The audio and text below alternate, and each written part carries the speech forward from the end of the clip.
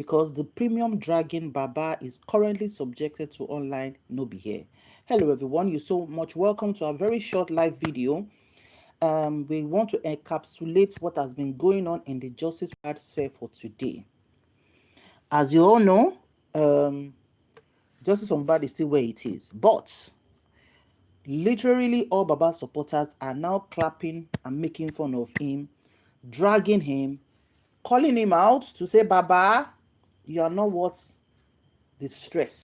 Some even outrightly saying that they regret ever aligning with Baba for justice for Mohbad. Dragging yẹn ó pọ̀ gan. Kí bàbá ní bàbá má lọ ṣe kí ni kó má ṣe rẹ̀ léṣe.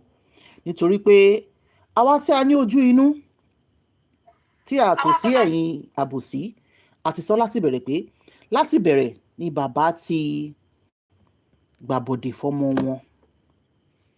Láti bẹ̀rẹ̀ ni bàbá ti gbàbọ̀dè fọ́mọ wọn. Nígbà tó ti mention wípé ọmọ àwọn ò fáwọn ju 200,000 lọ rí pé ẹ wo bí tí àwọn táwọn jẹ́ bàbá star ń gbé ọ̀rọ̀ àlùfàǹṣá ọ̀rọ̀ burúkú tó yẹ kí àwọn tó bá jù wọ́n lọ kán ṣán wọn lẹ́nu pé bàbá ẹ dákẹ́, mo máa ń sọ ẹ̀tọ́ bàbá fúnra wa yìí àti ẹ̀ lè nírú yín bàbá in age náà kò ṣe pé darúgbó tó yẹn kọ́lọ̀ má jẹ́ kí ohun tí ò dáa kó ta lù yín mọ́. Bá ṣe ń gbàdúrà fún yín tó náà ni ẹ wà merciful towards ọmọ yẹn. As at now, I don't know what you are looking for, that you're thinking ẹjọ́ tó bá ti ṣe DNA fọ́mọ yẹn ní amọ̀sẹ̀ tó pa Mohbad, and I'm thinking, how can this man who is not literate, with all sense of respect, mo fi ń sọ eléyìí, that is not literate, be twisting people, and people will máa ti sọ pé báyìí ní gbogbo yín náà àgbà báyìí tó bá ní báyìí ní gbogbo yín náà àgbà báyìí. And honestly, is it his favorite blogger they are dragging themselves? Oh, premium dragging. Is it Mr. Latisne? Oh, they are in shock right now because àwọn yẹn wọ́n ti gba breakfast wọn several months ago nígbà tí bàbá kọrin fún wọn pé àwọn ní pátá pupa oníkíní kan ṣe kíní kan ẹ sọ díẹ̀ kẹ́ mẹ́nu kúrò. And we are now thinking that ta ló tún wá kù, the beautiful Dublin blogger náà àwọn yẹn náà wọ́n ti gba tiwọn, ìyẹn náà ti drag bàbá. Ta la tún fẹ́ sọ, critical thinker, ìyẹn náà ti sọ tiwọn. Àwọn female ladies kan tó wà nílùú abroad kan tá a fẹ́ dárúkọ náà àwọn yẹn náà ti ṣe kíni wọ́n ti ń tẹ̀sí bàbá lójú. So the question is, ta ló wá kù pẹ̀lú bàbá? Ẹ jẹ́ ká gbọ́ this just a very short video, very short audio rẹ̀ máa gbọ́ tí àwọn set bàbá kan nígbà kan tínú ń bí wọn tí wọ́n ń bọ́ lọ́wọ́. Ẹ jẹ́ ká sáré gbọ́ díẹ̀. Èmi ò sọ̀rọ̀ ọ̀fẹ́ tí bá ṣiṣẹ́ pè fún ẹlòmíì wò èpè yẹn máa mọ tìrán irú òṣìwò yẹn àwọn èèyàn bínú ẹ sọ fún pé kó fara mọ́ra pẹ̀lú tani fara mọ́ra pẹ̀lú àwọn wo justice for Mohbad mo mọ iye owó tó ti lọ lára mi pé àti ẹ̀kọ́ lásán dátà lásán ìkọ́wá ìṣẹ̀lẹ̀ wá sọ pé wọ́n fara kọ́ máa jà kọ́ sẹ́tù ayé sẹ́tù yẹn máa bàjẹ́ ni ẹ tó bá bí dẹ kó wá sọ pé kọ́ máa sẹ́tù olórí burúkú kan níbà kó lọ bá wọn náà kó lọ máa sẹ́tù ẹ̀ pẹ̀lú wọn náà.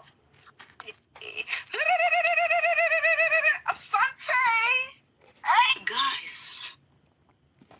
So òun lẹ́gbọ́n yẹn níbi tí ohun kan ti ń bọ́ ọba arọ náà ti bọ́ta nírọ̀lẹ́ yìí. Ẹ lè wo fídíò lórí channel wa tí ẹ náà ti yín ò tiẹ̀ fi kán pé méjì, just èpè kàǹkà ló ń fún gbogbo wọn. Lábá ní ọba arọ ìwọ náà ti ń bú bàbá Mohbad, ta ló wá kú ní kù? Ibi wọ́n sọ pé ṣe róòtọ́ kì í change colour, ṣe rírọ́ wọ́n lè yí báyìí fún yín lénìí kó di purple, kán yí báyìí fún yín lénìí kó di wine, kán yí báyìí fún yín lọ́la kó di burgundy, kán yí báyìí fún yín lọ́túnla kó di yellow. But you see, the truth is always constant. It doesn't change. It does not change. Now the question is, ta ló máa gba bàbá lẹ̀ lọ́dọ̀ àwọn supporters ẹ̀ because wọ́n ń fa bàbá yàrá ẹ̀ lórí online space ni? Ta ló máa gbà wọ́n sílẹ̀? Ta ló máa ní pity fún wọn? Òṣùwọ̀n tá bá fi wọ́n fún yàn náà ló máa fi wọ́n fún wa padà. Mo máa ń sọ kinní yẹn. You don't need to be a Christian or a Muslim or even oníṣẹ̀ṣe. Ṣorí iṣẹ́ ọwọ́ ẹ̀ ó ti tó fọ́lọ́run láti dá ẹ lẹ́jọ́. Iṣẹ́ ọwọ́ ẹ̀ ẹlòmíì ò ń ṣe pọ̀ kò ń ṣe ẹ̀sìn kankan ṣùgbọ́n ìwà tó wà lọ́wọ́ ẹ̀ kò bá tọmọ ọlọ́mọ jẹ́, kò mú kan mọ́kan, kò sáré àsápajúdé, kò wá nǹkan tí ò sọnù káàkiri, Ọlọ́run dẹ̀ ń bless ẹ̀. So this Baba Mohbad being dragged here, Obaro drag you here, that is not drag you here, your favorite BJ drag you here, your W blogger drag you here, ta ló tún kù? Gbogbo wọn. So Baba is now left with who? Justice fún Baba o. Ẹ bá Baba wá justice o. Come and drag Baba pa o. They are giving you the taste of your own medicine. Because you were enjoying the cruise. Àfàwọn tó bá ní short selective dementia. You were enjoying the cruise nígbà tó gbé ọmọ ọmọ ẹ àti ìyàwó ọmọ ẹ tó gbé wọn sínú ẹnu ẹkùn báyìí, tó wà láyé tó ń ṣépè fọmọ yẹn few days to his birthday, tó ń throw cos on Liam. You never came out to say, please, whatever issues we have, don't do that, even if this grandson is not mine. Ẹ gbé ọmọ yẹn fẹ́nu ẹkùn. Bàbá ẹ fẹ́ la tó bá yá gan ṣe wọ́n kí wọ́n mi ti sọ pé if we know you, if we know the kind of person you are, báwọn máa lẹ́yìn lóko báyìí ni ṣé kò tán? ń tọ́ few minutes abára ní tẹ bá ti ń tọ́ ti ń ṣẹ̀sìn yín báyìí a máa fún yín jẹ ni, torí ẹ̀ láàánú. Ọmọ yẹn wà ní morgue láti joy látọdún yìí, ó ti pé 2 years gẹ́rẹ́gẹ́ and it's now counting. Kò sí déètì pé fẹ́ sin, ṣẹ́rò kó máa jíǹde ni, ṣẹ́rò kó máa ń jẹ́ Jesus Christ tó máa jíǹde kúrò nínú òkú ni, àbẹ̀ndúró de miracle. Kò sí àṣírí kankan téèyàn tún lè fi bo òkú lẹ́yìn pé kó gbé sílẹ̀, kó fi ẹ̀ẹ́tì bò lára, because gbogbo wa là ń lọ. Everybody is going on that journey of pie. Everybody. When, how, through which medium, it's what Ọlọ́run ò gbé léèyàn kankan lọ́wọ́, but we are all going. So tẹ́ bá rò pé ọjọ́ kan you're going to go and you're going to take nothing with you, you act more sensibly. But no. And Baba come and do account of Kinikon. Your blogger said, you gave Sanshi 100 million. You said, you didn't give Sanshi up to 25 million. It is all about the money. And when we talk then, some in our show, we come and be causing their generation. And we just leave them to the universe. I'm a fin catch cruise in this. Afito Otoba change the color on economy. And as long as the law has not proven Wunmi guilty, we will continue to stand with her or any other widow. Tẹ́ bá fẹ́ gbé sẹ́nu ẹkùn lójú àánú bàbá ẹ burú. Barely 24 hours tọ́wọ́ yẹn kú tán. Ilé tẹ́ ń gbé leléyìí o, ilé tí star ń gbé leléyìí o. Ọmọ yóò fún yín ju 200,000 lọ. You threw your own son under the bus. Just 24 hours. In fact, less than 24 hours after he passed on, you threw him straight under the bus. Even if Mohbad is a son that never even gave you his money before, even if he's the worst son in the world, it is not that second day that you open your mouth and say he hasn't given you up to 200,000 as once before. This is the kind of house you are living. What kind of silly father is that? Shame wear me slippers for you and your followers at that time. They were pampering you. Baba, that's how he's grieving. Yorùbá àtàbòsí, àbòsí pawákú. Àwọn tó ń ṣe lédè wa gan wò pé ẹ̀yin Yorùbá lẹ máa jókòó síná, lẹ máa ṣáná sí ring light, lẹ máa ṣépè fọmọ kékeré, lẹ ń ṣépè fún widow. Ṣé bá sọ pé tribe àwọn ló máa ń ṣe kinní kan fún widow. Ẹ wá tú di ara yín síta. Ẹ tú di ara yín ta. Wọ́n fi ń ṣe pé and them Yorùbá people, they go talk say they get culture, they get tradition. Hello, Faro Doye Adebola. Welcome. You're welcome. Thank you for joining. You better be coming out and be talking. Wunmi use kíní láti fi gún lọ́rùn. Wunmi forí ẹ̀ gbá gànà. I think, okay, even if she's the one, let us give her benefit of doubt and do investigation, because the law says, Abili Tracy fẹ́ pa ẹlòmíì ni. Àìlọ school máa ń dẹ̀ mí ẹlòmíì o. Ẹlòmíì ò dẹ̀ tún lọ sí school, ó ka ọgbọ́n orí, ó ka common sense. Ẹlòmíì ò lọ sí school, ó understand wípé law ní stand there on some things, moral justice ní stand there on some things, common sense. People will now decide to remove the nurse injecting him. Ṣé nurse máa parí mọ́ra ìgbà tó yọ sí ní But the nurse máa fi délé yẹn ó ti kú already, so nurse kan wá parọ́ mọ́ rẹ̀ pé òun lòún gun ní kíní tó bẹ̀rẹ̀ sí ní reaction. People that cannot use their brain is not well exercised, it's just empty shells inside. So baba, they will drag you very well. Àwọn òun ṣépè fún yín bí iṣẹ́ ọwọ́ yín ló máa ṣépè fún yín. Àwa dúró lórí pé if it is true, we will go down for it. If it is true, but if it is not true and it's not been proven, nothing is going to happen to her and her son. Nothing. I don't know if you don't have children, bóyá ìbímọ ni o, bóyá ọmọ yín ò rí ibi ṣayé ni o, bóyá ẹ̀ láàbúrò tó lálùbáríkà. If you have 24-year-olds as maybe your family member or your age group, àwọn ọmọ yín, the first thing you will portray at that time is not for you to believe everything hook, line, and sinker, except you cannot think as adults. Alama fún yín jẹsẹ́. Torí gbà yẹn ẹ̀ ń ṣépè káàkiri comment section, akànwò yín ni. Ẹ̀ ń ṣépè fáwọn yàrá aláya yín, àwọn èpè táwọn ọmọ yín lè gbé. Àwọn òkú ní dá yín lóhùn pátápátá. Block. Because ẹ̀yin lẹ accuse yín pé ẹ mọ òótọ́ bí ẹ ń pẹ́ wà ń bẹ̀ bá tó ń ṣẹlẹ̀, ẹ̀yin lẹ ní sinmi. Ẹlòmíì all blogs ńgbà yẹn ni èpè tó bá ní sinmi táyé yín bá dùn tó láta tó lóyin, tọkàn yín balẹ̀ tí businesses yín ń lọ, tẹ́ ń ṣe àwọn nǹkan kan, tẹ́ ń kọ́lé, tẹ́ ń ra mọ́tò, the first thing that will come to your head will not be ẹ̀hún ló pa kíní kan ṣe kíní kan, yàrá tí kíní kan ṣe kíní kan. Ẹ ní sinmi ni. Ẹni tó bá ní sinmi kò gbé wàhálà ayé dání. Ẹlòmíì tún ní ayé òun gbọ́dọ̀ bàjẹ́ ni tí wọ́n bá get justice of Mohbad, ẹ ti fara ayé yín pààrọ̀, ẹ ti send ọ̀rọ̀ sínú universe dẹ̀ máa bá yín multiply ẹ̀ ni. Akọ yín lọ́gbọ́n. Ṣùgbọ́n gbogbo èpè tẹ́ bá ṣẹ́ fọ́mọ lọ́mọ kó má padà sórí ọmọ yín o, torí pé ọmọ yín ò mọ kankan pa ẹ̀. Ẹ̀yin fúnra ara yín, ẹ̀yin ìyá àtàwọn àǹtí tẹ́ ń ṣépè fọ́mọ lọ́mọ, ẹ̀yin ni kẹ́ jẹ iṣẹ́ ọwọ́ yín àfi tẹ́ bá lọ túbá. This is 2025. Technology is there. This is not 1900. If anything happens, investigation can be done. And Baba that was hiding under, so many guys at that time. Baba's son, Adura, was in the house. It would take an intelligent man to call Adura. Adura, kilo shele segwen. Whatever Adura has said at that time is enough for you to make your decision.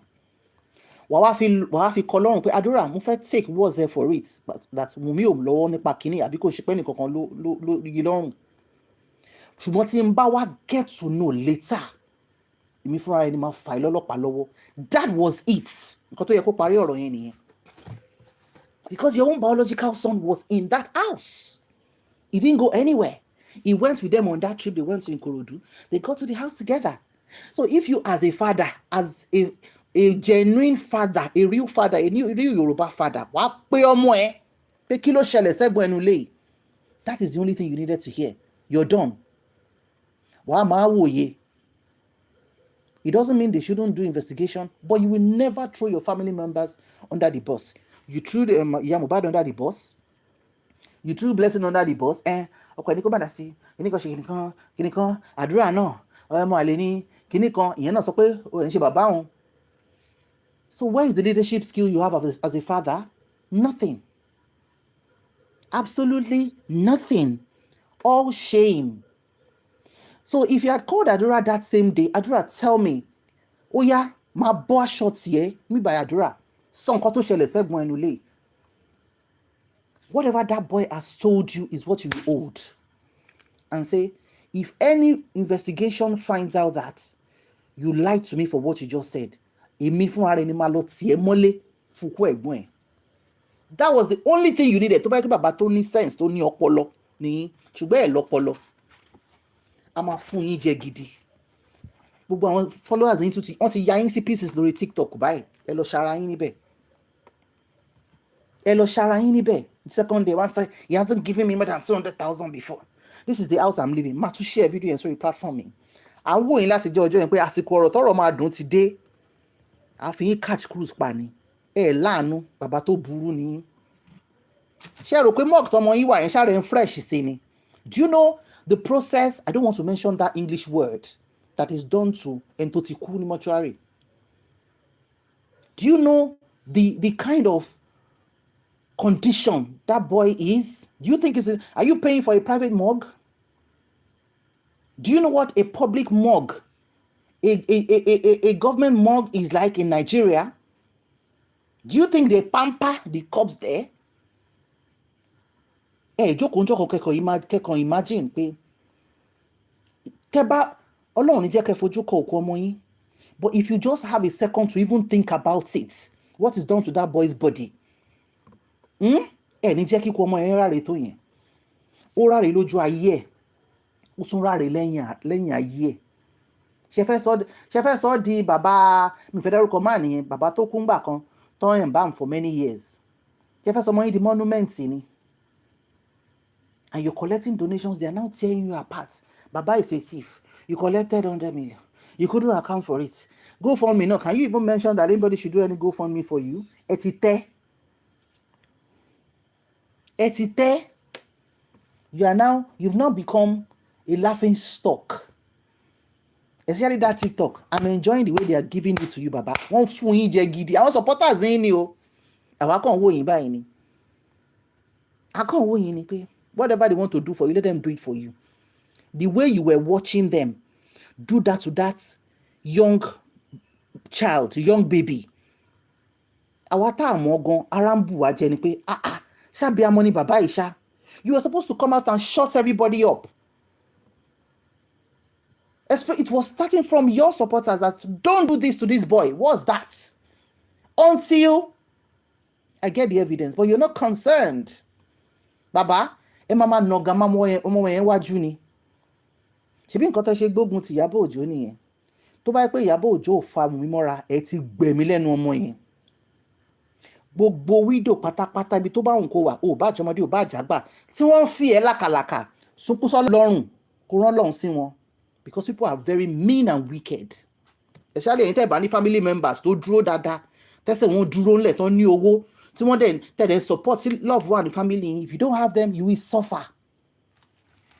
If what we are seeing in the past 2 years is this our own Yoruba climb in 2023, 2024, 2025, is sorrowful.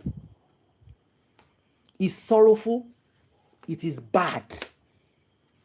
Mothers, tọ́mọ yín dàgbà tó máa lọ́kọ, ẹ jẹ́ ètè ya ṣiṣẹ́ kẹ́ ẹ ní owó kèrè mí owó lọ́wọ́. Bẹ́ẹ̀ ṣe ní náírà, kẹ́ ẹ ní pounds, kẹ́ ẹ ní dollars. Tí wèrè kan bá fẹ́ ṣe ọmọ yín, kẹ́ ẹ fi towó dúró tì, kẹ́ ẹ fi ti ọpọlọ dúró tì, kẹ́ má jẹ́ kó bá yín yan jẹ bọ́ ìfẹ́ yan wùn mí jẹ. And it's getting to a point where now in Nigeria, I was traumatized at the point because of Liam. Yes, it was traumatizing. Because even if that boy is not Mohbad's son, come on now. Ọmọ yẹn ò lẹ́ṣẹ̀. Okay, ẹ tẹ yọ tọmọ yẹn kúrò. Ẹ wá bẹ̀rẹ̀ sí ní mú ọmọ yẹn àárọ̀, ọ̀sán, alẹ́, àárọ̀. Some people will be in front of the screen for 7-8 hours. Especially when it was some weeks to his first birthday. I was like, and these are fathers. He can't blog ọ̀rọ̀ Wùnmí títí. Lórí TikTok live video ló ti gbẹ́mìí mì. Kọ́lọ́run fọ̀run kẹ́, kó má ro ti wá ẹ̀ mú àwọn ọmọ ẹ̀ lára. Torí mo máa ń sọ, ìyá àbẹ́ anybody, whoever you are, and you're doing evil to another person's child, Ọlọ́run ò ní jẹ́ káwọn ọmọ ẹ forí gbé.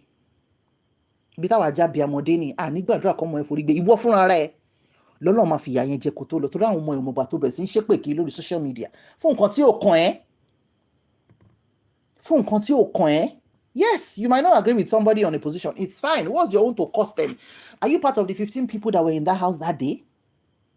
You're not. So the case, as always, TB, is a comme si, is a comme ça. And 2 years after, if Mohbad did not have a highly dysfunctional home, why was it that when he joined Naira Marley, as much as in quotes he loves his father so much, why didn't he use his own father's accounts to collect money from Naira Marley? Why did he have to use Wunmi's mother? Why? When you start making good money, for you to put some people in front, like using their account, they are people you trust. And that's the fact. They are people you trust. So your son knows you and understands you very well. He can use your account. Did you even find out? Ṣọmọ yín ti ṣe fraud rí ni ò lè lo account ẹ̀. Mi ò fi bá Mohbad jẹ́ o, ọ̀rọ̀ la fi ń sọ. Maybe you know you don't want to talk. But bó ṣe review some weeks ago ni. Why did he have to use his mother-in-law's account? Yes, the way they bullied that boy. Yes, it was a bad one. It was really a bad one. A needless one. I'm not saying maybe something cannot come up now, but the truth is that battle evidence. Ẹ jẹ́ ká lo common sense. You don't have to study law to know what the law says. You don't. You don't have to study law to know what the law says. And if you think you don't know what the law says, it's your ignorance. Go and treat it. Because ignorance is not an excuse in law. You have to know what the law says. Except you are gone and you don't buy. But as a living human being, tí Lagos dey bá ṣe law, àbí tí ṣe law l'Abuja lẹ́nìí, you are supposed to know. You are supposed to know. Because tó bá flaunt law yẹn láàárọ̀ ọ̀la, wọ́n máa gbé ẹ. I don't know. Ignorance is not an excuse in law. That's it. So, gbogbo tó ń drag Baba, enjoy the dragging. Your supporters are the ones dragging you. So, it is going to be more premium. And we are enjoying it. Because karma is serving you in your own dosage. Tẹ́fí wọ́n fún ọmọ yín. Àbí ṣé kí n bá yín fi presumed ọmọ yín. And you came out last week saying, the reason why you want the DNA done is because you want to set Liam free. You don't want everybody to be bullying him. You want his DNA status to be known to the world. And if it happens to be your grandson, you'll be happy. I said, hey, Baba Alabosi. Baba Alabosi. Ẹ̀yin tẹ́ lọ Sunrise News. Ẹ lọ News Central. Ẹ lọ AIT. Ẹ lọ TVC. Ẹ lọ Your View. Tẹ́ lọ ń sọ ń bẹ̀ wípé kẹtàn nílé yín pé bastard lọmọ yẹn. Ẹ lọ sóyìn Momo TV. Ṣé ká máa bá yín kà á? Ẹ lọ sí Leo Gaga program. Ṣe interview rárá ta lè quote bye. Mẹ́wàá. Ẹni tí ò bá wò kó lọ wórí YouTube. You said it yourself.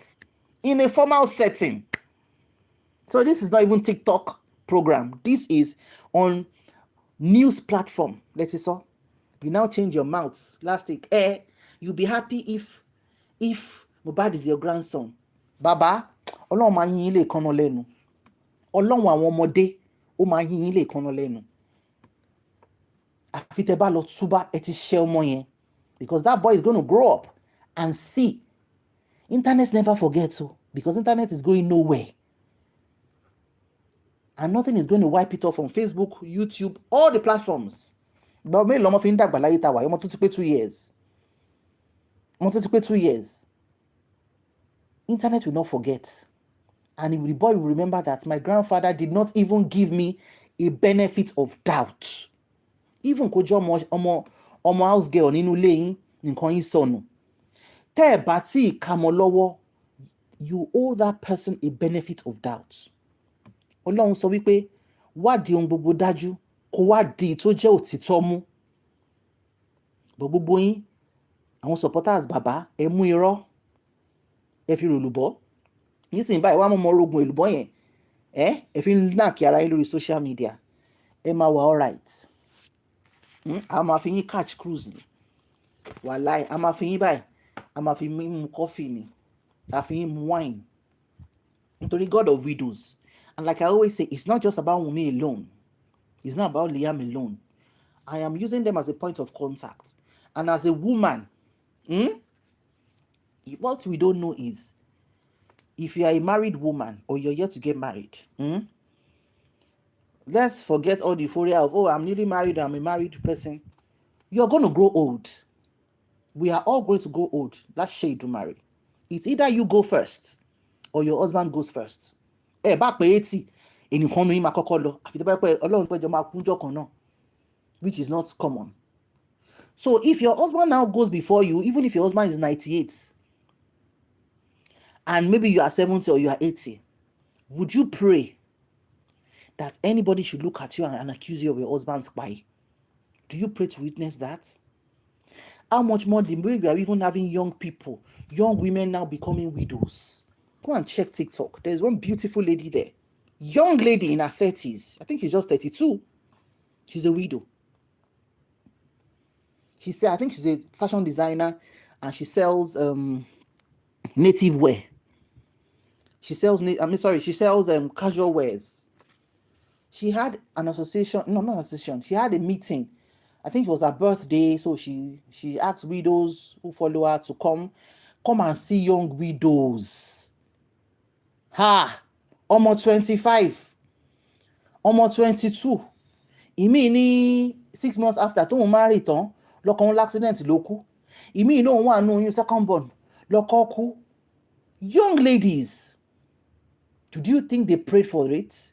Did you think they knew that was going to happen to them? And what you can do without evidence of them having a hand, but you can't use one person's situation to judge everybody.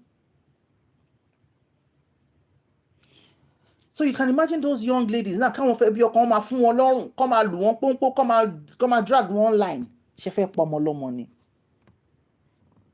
She fẹ́ pọmọ lọ́mọ ni. What is not good is not good. If you don't buy before your husband, you are gonna become a widow. And from what we are seeing these days, whenever God says anybody is going, is when everybody is going. There is no need saying, we will go when God said we are going to go. Nothing. We don't have any power to add a second to our lives. We don't have that power. When God says, oh yeah, the heart should switch off, we are going. Now the question they're going to ask is, what kind of person is this madam? What kind of person is this oga? You are gone. That mansion you built, that house you bought in Dubai, that house you bought with mortgage in UK, that house you bought in Banana Island or Surulere, does not matter. You're gone. Now, what will people say about you? They will say this is one of the women that gives widows stress, that causes them. Àwọn ẹ̀nà máa fi tí máa gbọ́ gbogbo ìwà òṣì, ìwà ìdọ̀tí táwa Yorùbá ń wù. Ojú gbà mí tì fáwa Yorùbá. Ojú gbà mí tì. In this case of Mohbad, ojú gbà mí tì. Àwa Yorùbá làwọn front tá à ń ṣépè fọmọdé, tá à ń ṣépè fún widow, tẹ́ ẹ̀ ká ń kọ̀ọ̀kan mọ́ lọ́wọ́. Mo máa ń sọ, universe máa san fólúkálùkù. Bó ṣe fi òṣùwọ̀n tó fi wọ́n ọmọ lọ́mọ, kò ní bọ́ sórí àwọn ọmọ ẹ̀ o. Tó ra àwọn ọmọ ẹ̀ mọ̀, ìgbà tó lọ́n forí kó kọ́bù ẹ̀, lágbára Ọlọ́run kò ní bọ́ sórí àwọn ọmọ ẹ̀. Abiyamọ ò gbọ́dọ̀ gbàdúrà kí nǹkan bọ́ sórí ọmọ lọ́mọ. Ṣùgbọ́n ìwọ ìyá, ìwọ ọkùnrin, ìwọ obìnrin, ìwọ ọmọdé, ìwọ àgbà tó lọ forí kó kọ́bù ẹ̀ ló máa jẹ́. Ẹ jẹ́ ká yára wa ní sense. Yoruba has culture. We are the most culturally people. With this bad attitude of us in the last 2 years on this case, horrible. Horrible. Nothing commendable. Ẹ jẹ́ ká pera ká bára sọ̀rọ̀. Torí àbòsí òṣì ti pa wá kú. Àbòsí ó pa Yorùbá kú. Àbòsí wọ́n ti fi ṣe wá. Tọ́n bá bú wa ń ta, ká wọlé káwọn náà búra wa. Lójútì. A lot of us, we don't have. Ẹ wá ń búra yín, favourite blogger ń búra. Ẹ má búra yín wò, ẹ fẹ́ búra yín pa. Àfi tọ́lọ́run widow bá sùn ni. Ọlọ́run ni èmi ni ọkọ àwọn opó, èmi ni bàbá wọn láì ní bàbá. Ẹ wá má wọn yẹn. Ọlọ́run lẹ ń bájà, ẹ ṣẹ̀ máa ṣẹlẹ́yà ni. Wọ́n ní Madam Rich Grace kan, ó ń bá bàbá sùn, ó ń lọ every Sunday. Ẹ tí rí nǹkan kan. Ṣèbẹ́ ní Wùnmí gbogbo àwọn boys bá sùn. Kẹ́yìn náà fara gbà á. Ẹ bọ́ ṣe lẹ́yìn náà lọ ń bá bàbá sùn every Sunday. Ẹ̀yin náà ẹ fara gbà á. Ẹ wo bó ṣe ń rí. Ní nǹkan tí ò ṣojú yín, ẹ wá máa ran yín, ẹ máa ṣán yín mọ́ screen, ẹ máa ranjú. Gbogbo widow mo gbàdúrà fún ẹ. Tó ń fi omijé tó fi ń sùn lálálẹ́, tó mọ bó ṣe fẹ́ gbé gbà. Táyé dẹ̀ ń béèrè nǹkan tí tó ń fi sí ẹ lọ́wọ́. Ọlọ́run máa gbà ẹ́ sílẹ̀ o. The God of widow is still alive, but fàṣẹ kó lówó ẹ lọ́wọ́ so that you can cut rubbish off. Money stops nonsense. Money gives you security. because people are ready to tear anybody down. Now we are in a warfare. Even our tajoko tan gbogbo ẹ̀ ń gbà yẹn pé this kind of society we are in. And it is even more sorrowful that a lot of us that even in abroad are the ones that máa jókòó ṣe fídíò òfò máa ṣépè fọmọ ọlọ́mọ. And you know that country you are in Europe, they no born you well. Let them know pé ò ṣépè fọmọ. Ó máa lajú sẹ́wọ̀n ọjọ́ kejì ni. Ó máa tètè ṣe kéèsì ẹ pápápá báyìí. Wọ́n á mú ẹ lọ sí court pápápá wọ́n á ju ẹ sí gádà ni. Pé ṣó wà mentally okay. Can you try that in London? O lè rọmọ London kó máa ṣépè fún. O lè rọmọ l'Amẹ́ríkà kó máa ṣépè fún. O lè rọmọ Canada kó máa ṣépè fún. Wọ́n bí ẹni náà dá. O máa lọ di grandma sínú ẹ̀wọ̀n ni. Because that's how they protect children. But in our own case, àfi ká mú ọmọ ká fi sẹ́nu ẹkùn kẹ́kùn pàjẹ́. Nígbà tẹ́ bá mú ọmọ tẹ́ wá sọ sẹ́nu ẹkùn tọ́lọ́run wá sọ wípé bá mi gbé ọmọ yẹn, nínú ẹ̀gún ni màrìwò ti ń ṣọlá. Nínú ẹ̀gún ni Liam ti máa ṣọlá tó máa dirun tó máa digba fún wa pẹ̀lú gbogbo àwọn ọmọ wa pátápátá. Àwọn ọmọ wa ò ní sọnù, wọn ò ní bọ́ sẹ́nu kìnìún, torí àwọn kìnìún tó wà láyé ń sìn. Èèyàn gbọ́dọ̀ kúnlẹ̀ kó máa gbàdúrà ní 12 midnight wípé Ọlọ́run kìnìún ayé tó ń dúró de ọmọ kó má rí àwọn ọmọ wa. Because if you think that what we have been saying in the last 2 years is just a joke, you're just catching cruise online, you're not getting on your knees to pray the way you know how to call your God for your children, you're joking. You're not a parent yet. Parenthood ò tí ì ká ẹ lára. Tó bá ká ẹ lára, wàá bọ́ sí kọ́nà yàrá ẹ̀. Bó jẹ́ test bí ló mọ̀ bó ṣe ń fà, wàá jókòó wàá máa fà kẹ́wọ̀ Ọlọ́run. Má jẹ́ kọ́mọ mi kàgbá kó ọkùnrin ọkọ àbíyàwó. Má jẹ́ káyé béèrè nǹkan tí ò ṣe lọ́wọ́ ẹ̀. Wàá gbàdúrà yín kíkan. With what we've been seeing, it's so sad. It's so sad. And I will continue to be saying it, especially for our Yoruba. The few of us that kíní kan ṣe kíní kan, àwọn kan ṣe kíní kan, wọ́n ti máa bẹ́ pè kí mo ní èpè. Nǹkan tó máa mú yín má ṣe pé mọ́ Ọlọ́run ní jẹ́ rí o. Torí bóyá kú àbárùn ni ẹ̀ẹ́dẹ̀ ní kú ẹ̀ ní rùn. Ojú ẹ̀mí yín báyìí, àwọn ọmọ tẹ́ ẹ̀ ń ṣépè fún, wọ́n á dirun, wọ́n á dìgbà, wọ́n á ṣoríire. Oríire wọn máa wá ta yín lójú, tójú yín máa fi fọ́ ni. Tójú fífọ́ yẹn máa fọ́. Ẹ máa rí. Ọlọ́run á jẹ́ kójú yẹn rí lédè, ṣùgbọ́n ẹ̀ ní kú ẹ̀ ní rùn. Torí ẹ̀ láàánú ọmọdé. Anybody around me, anybody around any woman tó bá maltreat mọ́, ó yẹ kára obìnrin bùsọ ni pé no, don't do that. Nígbà táwọn ìyá wa nígbà táwọn ìyá tó bí wa, táwọn ìyá tó bí wa, wọ́n máa ń fi aṣọ ró ọmọ ni, even if it's not their own children. Even if it's not their children, they will not allow in their presence for anybody to maltreat ọmọ kankan. Ọmọ dìde ni, no, don't do that. But what do we have now? We are just educated. Some of us don't have sense. Some of us we are after the vanities of life. We don't have morals. And that's why you're seeing children. You're seeing children these days. Ẹ wo secondary school tó ti ráwọn ọmọ tó ń mú bó tó ń ṣe gbogbo ẹ̀ tó tún ṣe kámẹ́rà kò tiẹ̀ sí bẹ̀rù. Láyé ìgbà táwa ń dàgbà tó bá ń ṣe irú nǹkan bẹ́ẹ̀ yẹn gan, wọ́n máa gbọ́ ẹnu sí kọ́nà báyìí ni. Because parents have stopped doing parenting. They are leaving it for the society to do whatever they can do. Ìyá Mohbad can never get out of the regret she has. 10 years I no see mommy. It's one regret that she will take to her grave. She won't die. She will live long. But even if she lives to 100, that regret will follow her to her grave. Because ebu ni pé mommy ẹ fọmọ ilẹ̀ fún 10 years. Fún kíni? Ṣé Dangote lẹ padà lọ fẹ́ ni? Tẹ́ bá fẹ́ Dangote gan, ṣó máa ní kẹ́ má lọ wọ ọmọ yín ni? Bàbá ò jẹ́ kẹ́ ẹ rọ́mọ. Are you kidding me? In that same Ikorodu, are you kidding me? Gbọ́ wèrè ọlọ́mọ rí ni. Yes, motherhood is a ministry. It's a ministry. You either decide to heed the call to that ministry or you stay child free and enjoy your life. It's a huge demand. It's not play. You are a spiritual force for your children. You are a financial backbone for them. You are their guardian angel. You will do that job of parenthood until you are gone. You never stop. even kó yẹ pé àwọn ọmọ tó bí yẹn wọ́n ti dàgbà, wọ́n ti ṣoríire, àwọn ló ń fìdí ní nǹkan tó ń jẹ, tó ń raṣọ sí ẹ lọ́rùn, you are still going to keep guiding them, keep praying for them, because you know you cannot be with them forever. You are going. àwọn ọmọ wa ò ní síwájú wa lọ láṣẹ Èdùmàrè. So what are we doing? Forgetting the real values because we are buying gold, because we can spend dollars, because we have international passports, because we have the red passport, we have the blue excuse me? Excuse me? Baba, am I all right? Baba tún ti wá drag yín, tàbá tún ti ráyè by life ni, a máa ṣe faceless life wa, a tún fún yín jẹ. Ọba arọ ló fún yín jẹ lénìí yẹn, ìyẹn ṣépè for 35 minutes video. Ó fún yín lépè ni.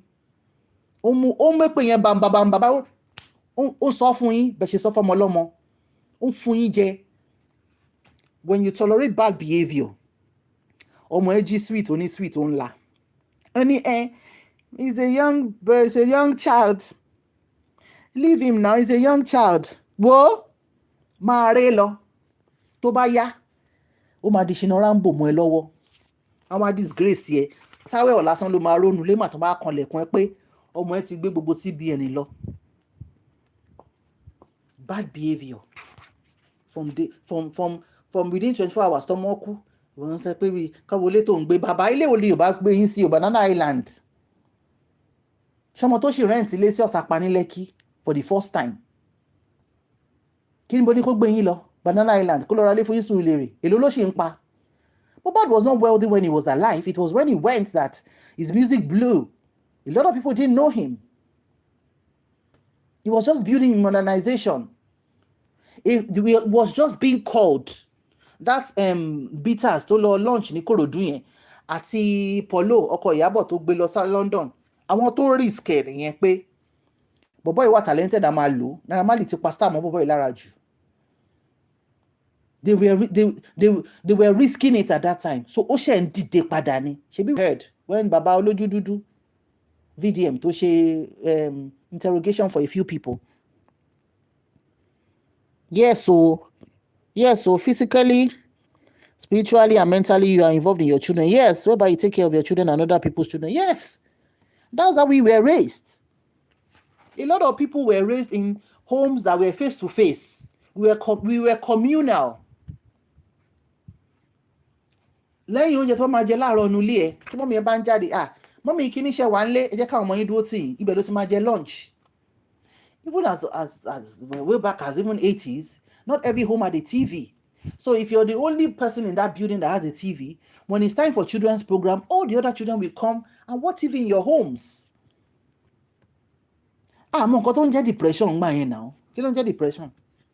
Tó máa ti lọ gbá bọ́ọ̀lù níta, tó máa ti sweat, tó máa ti lọ ṣeré ìyẹ̀pẹ̀ níta. Now we are locking our children in. Get inside, child.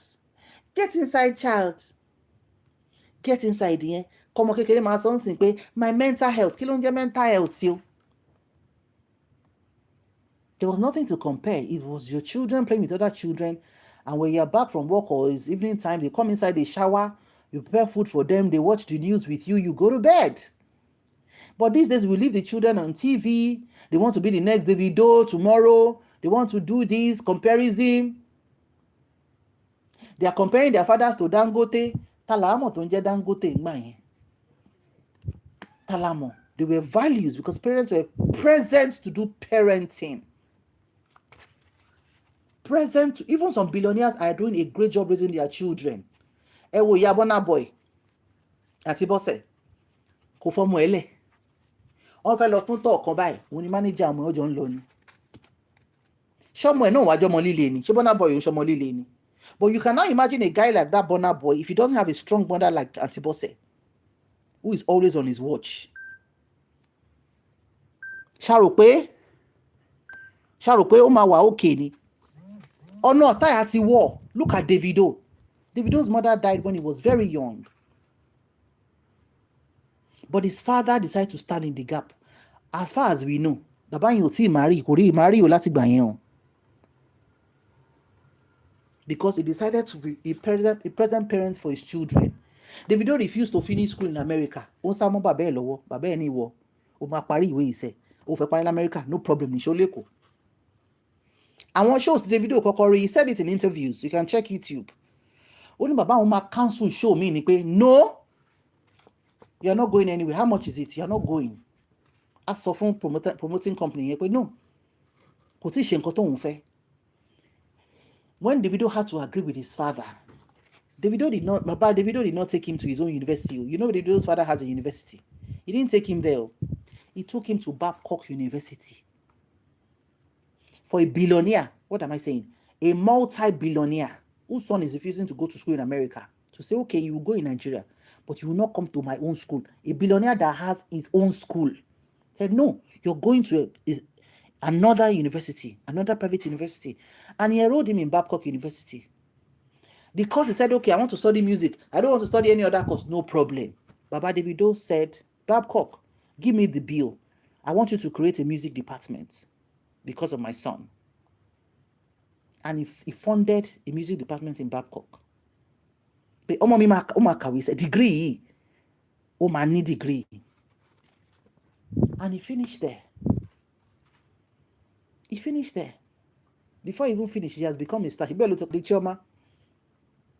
So nobody can now tell the video pé drop out. Yeah, he drop out. He didn't go to school.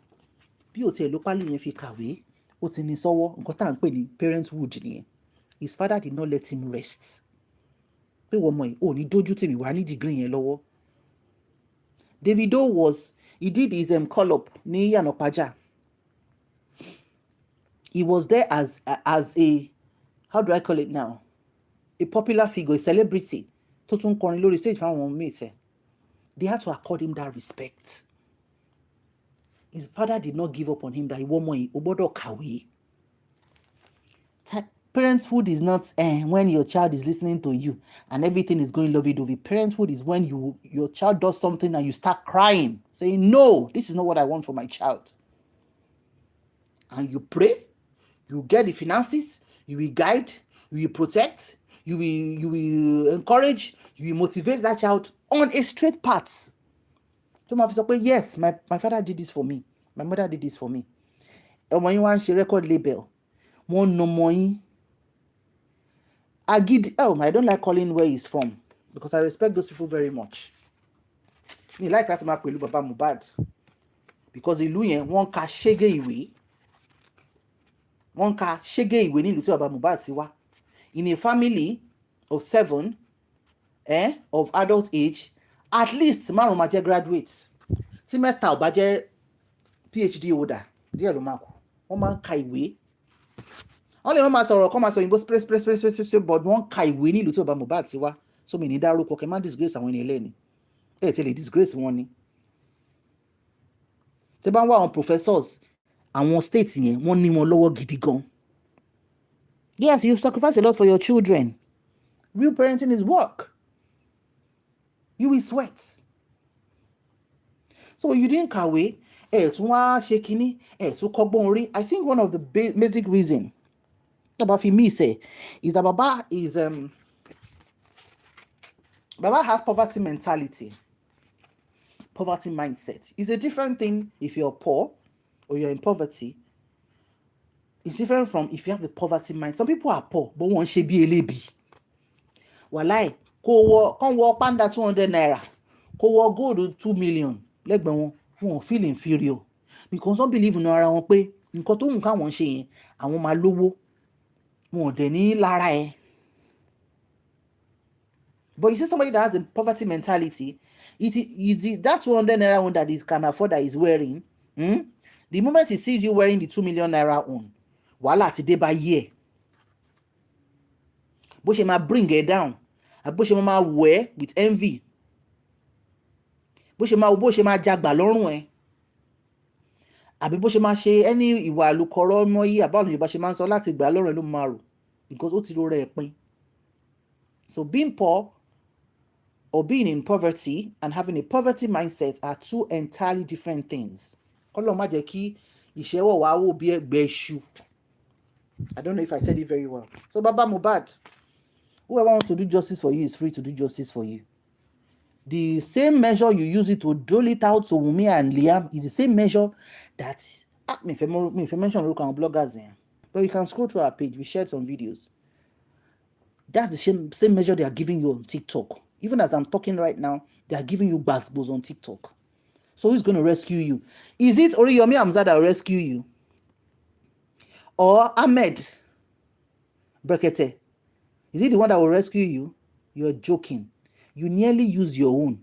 Ẹ fẹ́ ẹ̀dá sansan sí gàrí àwọn ọkùnrin alálùbáríkà méjì yẹn. Ọ̀rọ̀ lẹ máa gbọ́.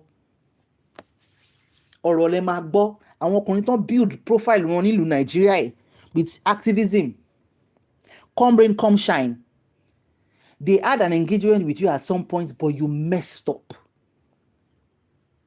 They are relating with you, almost cause them dragging. They now left you alone. Now they will now be smiling. Ahmed Issa come around, okay? I told this man to stop collecting donations, that I, Ahmed of Berekete family, will sponsor anything that has to do with money henceforth. Baba Salo níjọ́ kejì ní oko l'Abuja. Baba Salo níjọ́ kejì. And since then he never went back to Abuja. I think that was the second trip to Abuja. Oriyomi náà pè yín. Níjọ́ kejì Oriyomi abẹ́ síta pé no, this case is not looking like something he can do. Àwọn members yẹn bẹ̀rẹ̀ sí ní drag Oriyomi. Kò sórúkọ tó pé. You see your life, Baba? So it is the same dosage that you are giving it out to people, that your own supporters, your own contributors, donators of whatever into your currency are giving it to you, and you will enjoy it. Last supper lẹ́njẹ́ yẹn. Enjoy it. Ẹ tó máa gbà yín lẹ̀, àwọn máa wá wò báyìí. Government ni àwọn supporters yẹn á bú government títí. Wọ́n á bú Sanwó-Olú bí ẹ̀ ń pé. Wọ́n á bú president. Wọ́n á bú ọba. Kò mà sí nǹkan tó ń fojú ọba Elégùṣì rí o. Yorùbá burú. Yorùbá àdá.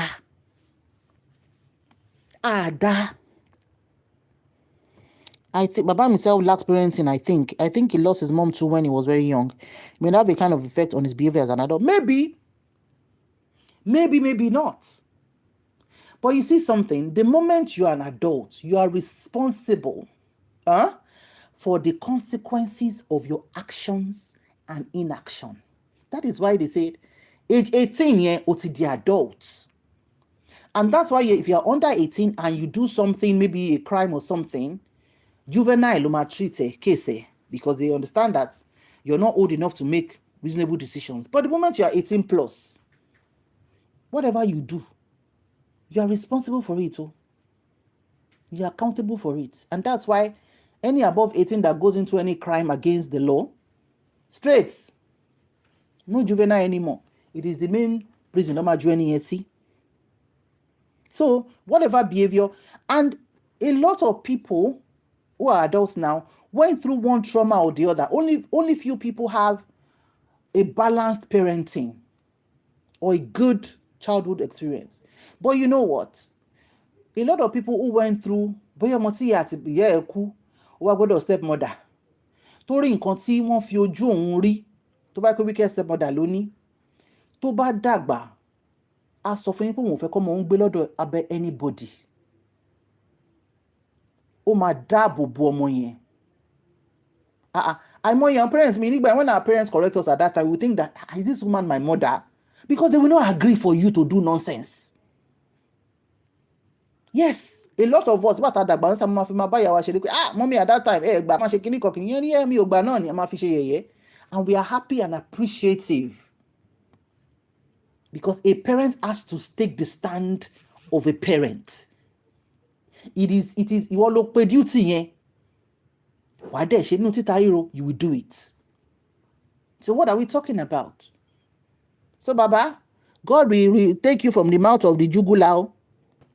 Everybody is learning every day, but you have to choose as an individual. Do you want to be a remarkable parent, or do you want to be just any parent? I was expecting at some point,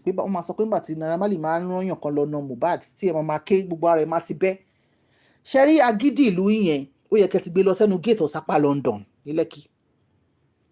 Kẹ́ bọ́ shirt ilẹ̀ kọ́ ní bàbá, wetin dey do you kò ní? I'm here. kẹ́ gbé ní video man síwájú àbí kẹ́ mú fóònù yín fún yàn kan bá ṣe fídíò yín pé Naira Marley tí kankan bá tún ṣe ọmọ mi tí n bá gbọ́ pé o tún nà mo máa wọnú ilé fún ẹni àbí kẹ́ wọ sùtánà tẹ́ wá ń wọ̀ lọ sí court corona inquest ẹ wọ̀ lọ corona inquest throughout yẹn ìgbà yẹn ló yẹ kẹ́ ti wọ̀ pé Mr. Man kankan gbọ́dọ̀ ṣe ọmọ mi o. Even all our children 3-year-old 4-year-old 5-year-old that go to school, if your child comes home and show you maybe a bruise on his skin or her skin, pé mommy daddy somebody beat me in school, as a parent do you think you'll be settled? You're not saying they shouldn't be disciplining your child, but discipline to the point pé wọ́n dàpá sọmọ lára for a toddler, a parent should be upset. How much more a man in his 20s tó wá nà káàkiri títì tó fi di wípé ó bẹ̀rẹ̀ sí ní psychosis mental problem tó ń gbé lọ sí àrò ẹ lọ wo VDM interrogation yẹn, because some people will start dropping comments in ignorance. The interview VDM finally did, go and look at the layers of the interview. That was when it was reviewed that by Mohbad's best female friend, that's what she was called. Go and use it to search on YouTube with VDM.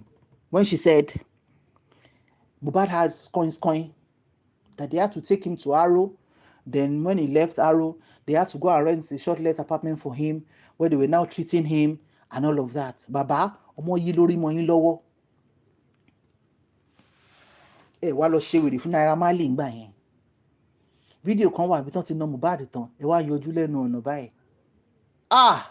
Ọlọ́mọ yìí kéèyàn rìn dín bàbá a máa fún yín jẹ.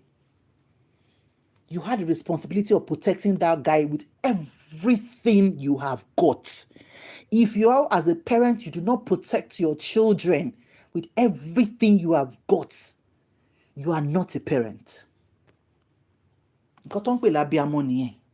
Abíamọ máa fara gba ọta fún àwọn ọmọ ẹ̀ ni. Abíamọ mi ò raṣọ sára ní year yìí. This is September 2025. Some parents cannot boast of changing their pants and bra or their boxers this year. But their children are not owing school fees. Their children are protected, even if it's one room long bay. Their children will make sure their children have food on the table. They will make sure that nobody is bullying their children. What are we talking about?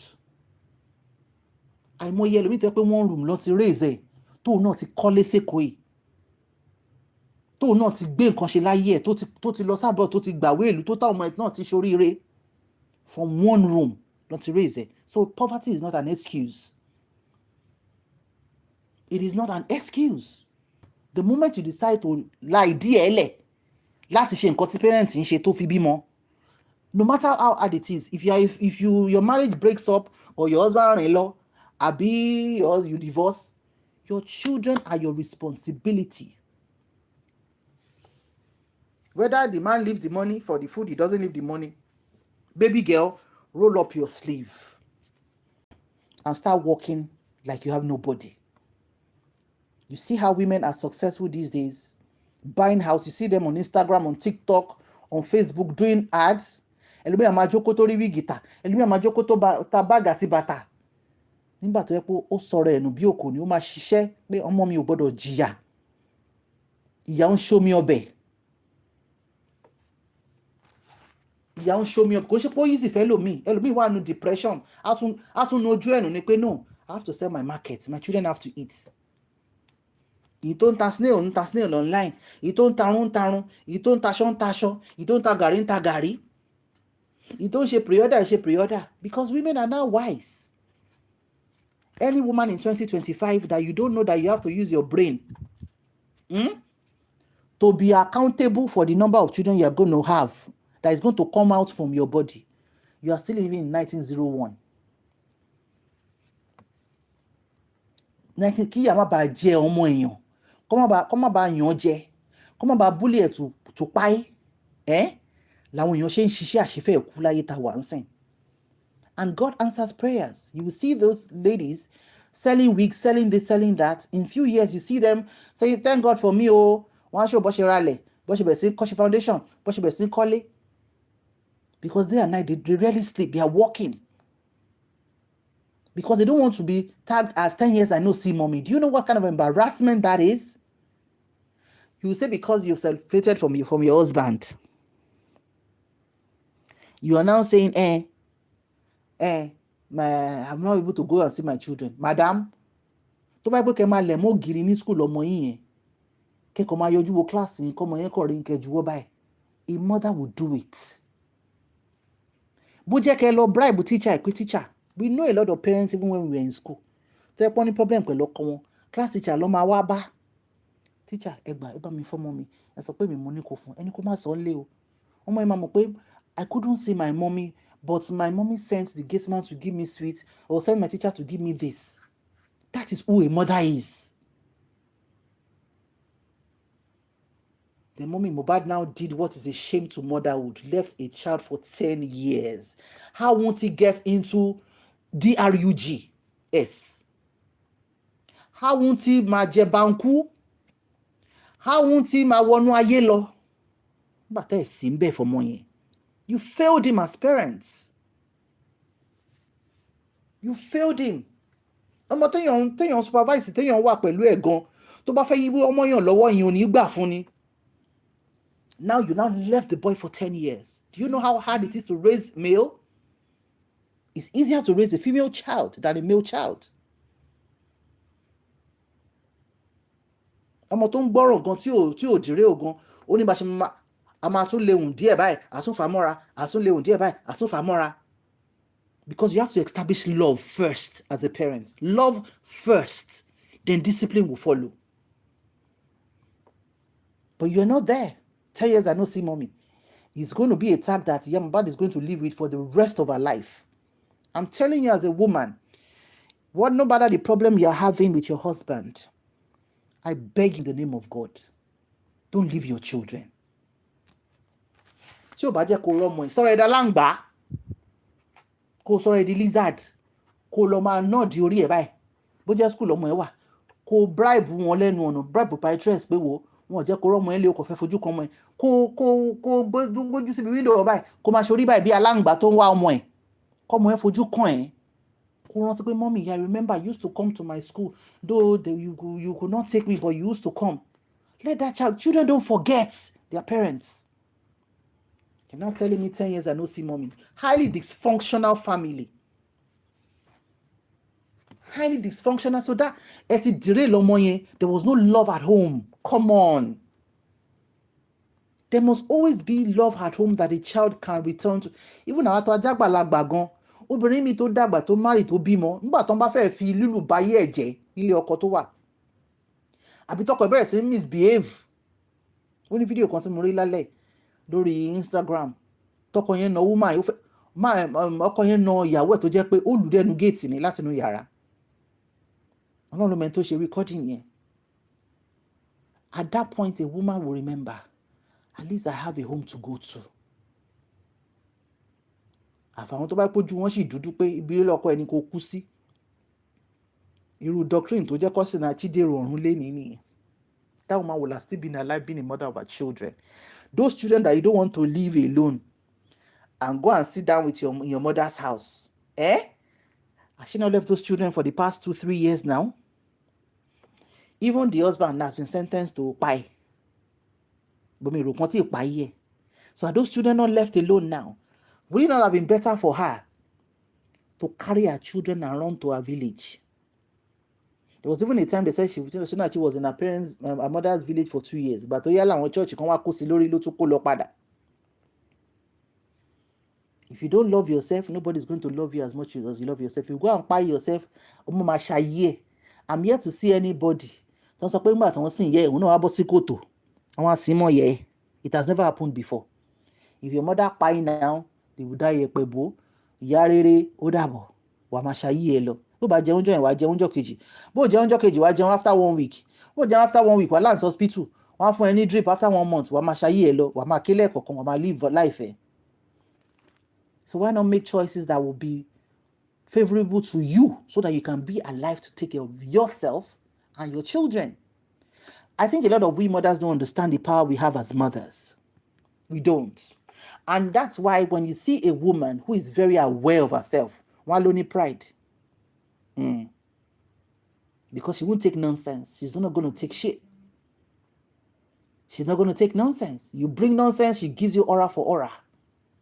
She's too busy running her businesses, making money in dollars, making money in naira, doing supplies. If she's into manufacturing, she will do it. She will throw herself into that. A woman that throws herself into what she does, the universe has a way of paying us back. I stand to be corrected. I stand to be corrected. Especially if you are a mother and you're fending for your children and you're working hard, the universe has a way of taking care of you and making ways for you. Thomas of way, boya on boga esuni. Because Ọlọ́run rí pé o fẹ́ kí ìyà jẹ àwọn ọmọ ẹ̀. Assignment parenting tó gbé ẹ lọ́wọ́ yẹn, you're doing it well. The universe will pay you back.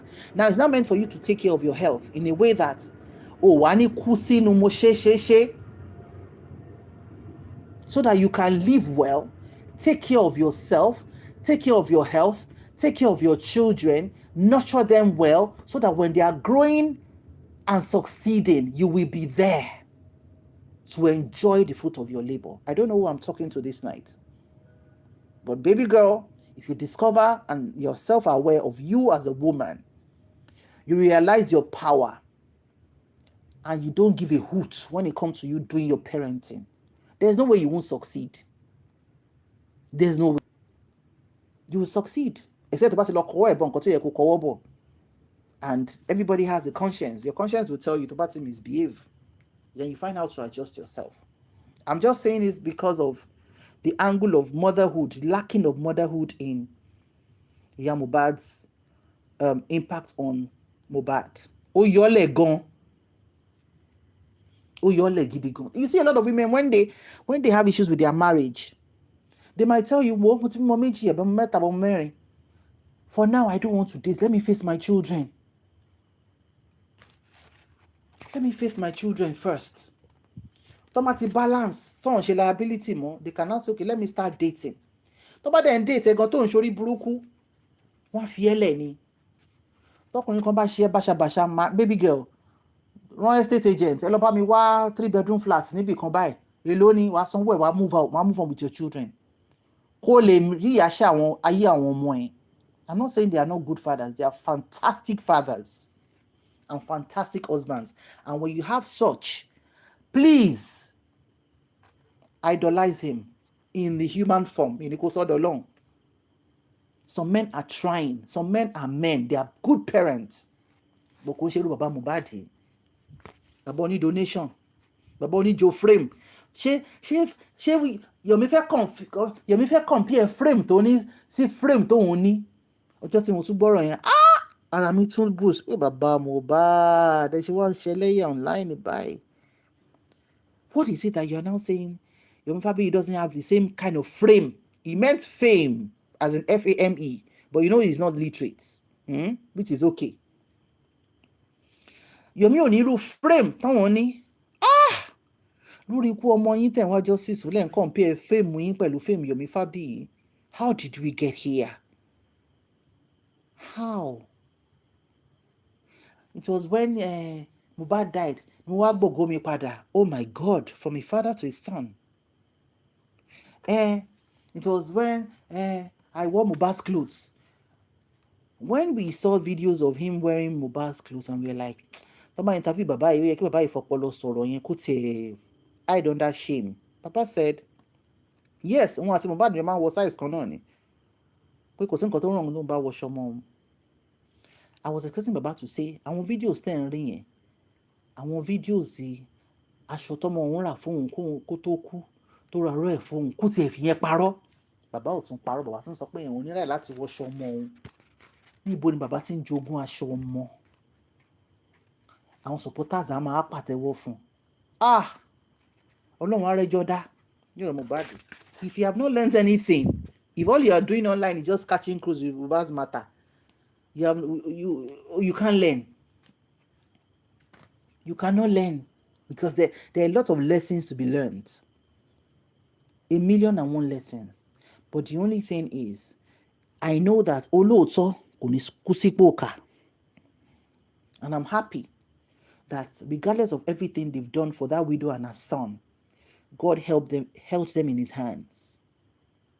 I see something, man sọ kìíní kan máa ní inú Yorùbá máa ní inú ẹ̀gún ni màrìwò ti ń ṣe ọlá. Kábíyèsí Ọlọ́run ọba. Inú ẹ̀gún, in the midst of thorns, thorns, ẹ̀gún ni màrìwò máa ti jáde, tí ò dẹ̀ sí bàbá ńlá bàbá ẹni tó lè stop ẹ̀.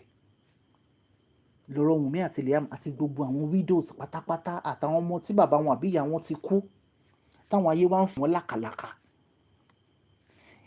We are quick to dust our kidney and go and get visa to go to America, to go to UK, to go to Canada, to go to Switzerland, to go to Japan. But do you notice how those countries treat their children? Wọ́n máa ń ṣe ọmọ bí ẹni pé àwọn máa fọ́ sí méjì ni. And you now wonder if they are not blessed. That is the highest level of care a society can have ever. When you protect the children. Even Iwo, you see what our people are saying in America and all those abroad countries. Iwo tó jẹ́ òbí tó bá pariwo mọ́mọ́ ẹ àbí tó bá nà ọ máa gbé ẹ, wọ́n á gbọ́mọ yẹn lọ́wọ́ ẹ. Ọmọ tó fi abẹ́ ara ẹ bí o, wọ́n á gbà lọ́wọ́ ẹ.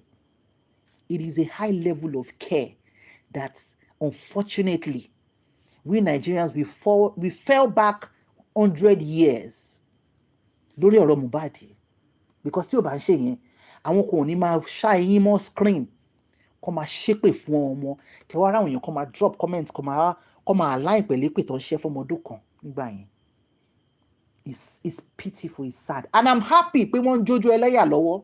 Ijó ẹlẹ́yà yìí ò ní stop o àfi tọ́lọ́run widow ò bá sí láyé mọ́. Bàbá dragging tó ń drag yẹn òṣùwọ̀n tí ẹ fi wọ́n fún widow àtọmọ ẹ̀ yẹn wọ́n á fún yín, universe á dá padà fún yín. Gbogbo everybody dẹ́rù sọmọ ọlọ́mọ kó tẹ ọwọ́ ẹ̀ síwájú kó sọ pé bẹ́ẹ̀ ni kàn ṣe fún ọmọ ti tòun, ó ti tán. Kí universe serve everybody ní breakfast, in fact kó serve everybody ní double breakfast. Because I don't know what's going on with us, especially Yoruba. It's so sad. It's so sad. So the dragging, by God's grace, will not stop. Bóyá Brekete ló máa gbà yín lẹ́ni o, bóyá Oríyọmí ló máa gbà yín lẹ́ni, àwọn náà tẹ́ tún ti wọ́, táwọn supporters yín ti wọ́. Ọba Elégùṣì náà gbà tẹ́ mú ọba yẹn. Kí ló fojú Ọba Elégùṣì rí? Ẹ mọ̀ pé má ní yóò bímọ ọkùnrin. Ọmọkùnrin tí second wife kábíyèsí bí. Ìgbà tó fẹ́ pọ́dún kan, àbọ̀dún méjì ló fẹ́ pé lọ́dún náà lọ́hùn. Lọmọ yìí máa kú. Ìlórí Adéza. Ìyàwó kejì tó wá láti north. Ìyàwó yẹn ṣe bímọ tán pé kó wálé. Ìyẹn second oyún tó ní pé kó wálé ní first born kú tó jẹ́ ọmọkùnrin. Ẹ̀dẹ̀ mọ́ bí màá ní ṣe ti wọ́ ọmọkùnrin títí. Ọmọ tí olórí Arámidé kọ́kọ́ bí fún àwọn ọmọ tó bí fún bàbá, ọmọ alálùbáríkà. Obìnrin ni wọ́n gbogbo wọn. Bàbá tó wá padà rọ́mọ ọkùnrin. Ọmọ ẹ̀ ti kú. Ẹ wá ń link ẹ̀ mọ́ Wùnmí àti Liam. Tó bá pé kábíyèsí ló bá Wùnmí sùn by accident or whatever it is. J4M says, I have learned a lot. So yes, so even me, I'm learning. J4M made me realize that so many people are not mentally stable. No, they are not. You are very right. They are not. They are not. Tó bá kábíyèsí ló fún mi lóyún, mi abọ́mọ ọkùnrin. Kábíyèsí ó máa gba òun lọ́wọ́ Mohbad tí ó sì nǹkan tó máa ṣẹlẹ̀. Ẹ pariwo ẹ dákẹ́ ni. Are you kidding me? Lọ́wọ́ ọba wọn ní má jẹ́ dárúkọ àwọn yìí ń fọba tí wọ́n ṣeré. Àwa Yorùbá la máa ń fọba tiwa wọlé. Shame on us. Shame. Mo fẹ́ dárúkọ ọba kan ní sáìdì ẹ má jẹ́ dárúkọ wọn, àwọn èèyàn ń gbọ́ pé orúkọ ọba wọn. Wọ́n fọba wọn tí wọ́n wọlé. Ọba yẹn fẹ́ ẹ̀gbọ́n, ó fẹ́ àbúrò. Wọ́n wà ní palace ọba dìsín. Wọ́n wà lórí social media. Wọn ò bí anybody kú rí. Kàn lọ sórí platform àwọn olórí yẹn. Kí o drop ọ̀rọ̀ síbẹ̀ tí ẹ fẹ́ bá ẹ. Táwọn ọmọ ìlú yẹn bá kọ́kọ́ page ẹ báyìí. Tó bá kọ́kọ́ gbé URL ẹ sórí kí n tán relocation ẹ tán pin location ẹ báyìí tí ẹ ti ta. Ó bú ọba wọn. Ọba ìfẹ́ ẹ̀gbọ́n fàbúrò. Wọ́n dẹ̀ ń ṣàbíamọ́ wà nílé kábíyèsí nílùú Nàìjíríà yìí náà ni. Kò ń ṣèlú Yorùbá. Mi ò fẹ́ dárúkọ. Bó ṣe pọ́n ọba wọn lélẹ̀ mi náà ṣe bá wọn pọ́n lé àwa la lẹ́kọ̀ọ́, àwa Yorùbá la láàkì ẹ̀kọ́ tá a mú ọba títí wa. Èyí náà aṣọ a máa bú kábíyèsí látòkè délẹ̀, ẹnu ẹ̀ wọ́ sẹ́gbẹ̀ẹ́, ó ní kò ṣe kinní kan, ìyàwó ẹ̀ ti jóná, àwọn ọmọ ẹ̀ ṣe kinní kan. Kí ló dé? Wọ́n ṣépè fún Yorùbá ni? Ṣọ́ ṣépè fún wa ni? Ṣé ìran Haúsá kankan kó jáde rí kó máa bú kankan náà ẹ̀mí àwọn? Lójútì. The most shameless tribe àwa là ń jẹ́ bẹ́ẹ̀. Àsìkò ọ̀rọ̀ ti ń tó. Gbogbo àwọn tó dárúgúdù sílẹ̀ wọ́n ti ń lubra wọn pọ́npọ́ lórí. Àsìkò ọ̀rọ̀ ti dé. Afọ̀rọ̀síkùn bí àgbà tẹ́lẹ̀ tá à ń wò ni. Ṣalórí wa ò pé ni, àfúnra ló kó ọ̀rọ̀. Ẹ mú kábíyèsí yẹn, ẹ bu, ẹ ṣépè fún, ẹ ń kàn ní egbò. Ẹ dẹ̀ mọ̀ pé máa yóò bímọ ọkùnrin. Ẹ wá ń fi ẹgbẹ́ picture ẹ̀ báyìí, ẹgbẹ́ ti Liam báyìí, ẹ̀yin ni wọ́n jọ ṣẹ̀kẹ́ báyìí, ẹgbẹ́ ti Wùnmí báyìí, ẹ̀yin ni wọ́n ṣe threesome, ó gba ẹ̀yin palace wọlé, wíwọ́n epo àbá ìrówó rà á. You think if kábíyèsí is interested in Wùnmí? you guys are joking, man. Ẹ̀yin never do well sí náà ni. Ẹ̀yin ojú ọ̀rọ̀ lárí, ẹ̀yin náà aṣọ yìí náà ni. Tẹ́ ẹ bá ní ọlá, tọkàn yín balẹ̀ tí business yín lọ, tẹ́ bá irú kábíyèsí yẹn tó bá ṣẹ́jú sí yín títì gan, are you joking? But gbogbo ẹ̀yin tẹ́ ń ṣe yín náà aṣọ yẹn gan ìlọ́kọ ńlé, ọmọ yín ò ṣe gbé síta. Kí n happy graduation in the last 10 years. Àríkẹ́ wà ní dinner party kan kẹ́yìn àtàwọn ọmọ yín máa jẹun nílé yín. Àfi kẹ́ ṣọ́ yín mọ́ kámẹ́rà kẹ́ máa ṣépè. Àwọn kan wá tò sí yín lẹ́yìn, ẹ lọ tò síbẹ̀ o. Ẹ má wá bí o sì fún bad energy, a máa block button ni. Àgbèrègbè dání, àbáyàn tàbáńtà bad energy ń bí. Ẹ scroll, ẹ ra wọ́ fídíò yẹn, ẹ wọ sọ́wọ́ wájú. Àwérò àwọn èèyàn tó ní ọpọlọ làwa ń wá ń bí. So even if they are opposing what you're saying, they will drop their comments. So you're going to this person no need point, but that is not my standpoint. And everybody will be fine. Ẹ mú kábíyèsí, ẹ bú. Àfìgbà tí màá nìyẹn tí ò lè take ẹ̀ mọ́. His silence was now taken as consent, as guilt. Nígbà tó kọ́ àwọn àrífà, tó kó wọn sí gádà, tẹ́mi àwọn yẹn fẹ́ bọ́. Ní kábíyèsí gba ara wọn lẹ́nu wọn. Ìyẹn our own king, our own Yorùbá king, shame on us. Tó bá bíyàn kankan dà, kó lọ pé ẹni ọba kan ní Benin, àbí kó lọ pé ẹni ọba kan ní Northern Nigeria, kó ṣá kámẹ́rà síwájú kó wá ṣe yín síta báyìí bí yín nàṣọ kó máa bú wọn. Táyé ò bá gbọ̀n díẹ̀ ló máa kú, but our own ọba will sit down, we will abuse them, a máa fi gbòòlà wọn wé nǹkan, a fi kinní kan wé nǹkan. No respect. Even àwọn tí ò ń ṣèdè wa gan wá jù kan máa bá wa bú kábíyèsí wa. On this stage of this same justice for Mohbad ni, Baba doesn't realize what he has done yet. He has no idea. Baba has no idea.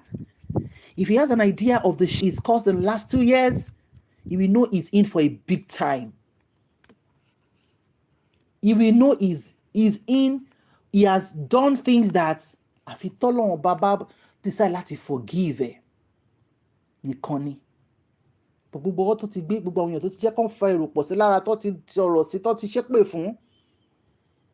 Ẹ wá ní ká máa pity wọ́n sí ìgbà tó ń drag. Baba, enjoy your dragging. Premium dragging is still coming. Tell the universe, bó ṣù wọ́n tẹ́ fi wọ́n fáwọn ẹlòmíì ní kàn ṣe wọ́n fún yín. Mi ní láti pe Jésù, mi ní láti pe Allah, ẹ pe universe, ilẹ̀ ní gbogbo wa ń tẹ̀. Ẹ pe universe, because some people will hide under the guise of religion and be doing evil. Some people who are not even religious people are better. Wọ́n ṣe súnmọ́, wọ́n ṣe relate mọ́jú àwa tá à ń gbé Bible kiri, tá à ń pè ní early morning prayer. Ẹlòmíì kàn pè ní early morning prayer lórí page ẹni. Èpè lọ́wọ́ ṣe ń blog. Màá kọ́ lọ sí page ẹlòmíì ní pẹ̀lẹ́ o. Pẹ̀lẹ́, it's okay. Ìwọ ló lè pé ẹ́, feel free. Àwa dẹ̀ ń fàyè yín gba vacation ni. Nígbà tá a ti dé láti vacation báyìí nsìn, gbogbo tá a bá lè ṣe, a máa fi yín catch cruise ni, because Ọlọ́run widow lọ anywhere. So that is what I need to say today. Baba, enjoy your drag, God will help you. It is the same thing you did to people that people are doing to you. Whoever is going to help you to rescue you from the claws of your supporters should please go ahead. But for us here, we are thanking God. I need to stop here, but I'm happy with what is going on. Let the drama continue. Let us keep enjoying the dragging till Baba come back to his senses, if he's ever going to come back to his senses. But to all widows, to all orphans that are crying, that you don't even know what next to do, that you're being trampled on, dehumanized, don't worry. Cry to God, he will answer your prayer. Thank you so much for watching.